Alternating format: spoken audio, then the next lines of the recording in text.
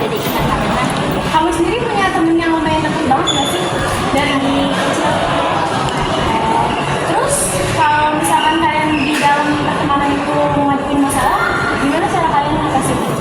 Kita lihat dulu masalahnya ini serius serius apa gitu, maksudnya kayak bisa diselesaikan dengan baik-baik atau enggak. Kalau misalnya bisa diselesaikan dengan baik-baik ya kita masih temenan. Kalau misalnya emang udah nggak bisa ya mungkin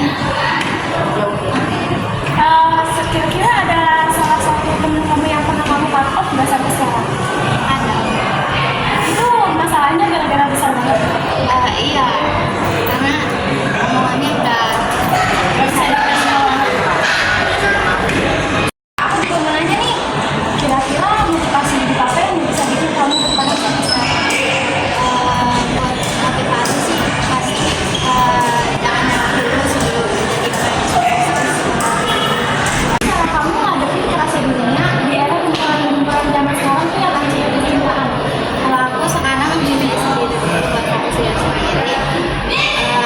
Terus juga kalau misalnya emang lagi ngalamin patah hati ya udah jalanin aja dulu, nanti juga baca sih. Kamu kalau misalkan punya masalah itu lampiasinya kemana? Aku biasanya keluar sih, keluar rumah karena ya agak bikin sendiri pikiran biar tenang ya pikirannya nggak tenang. A few moments later. Kita main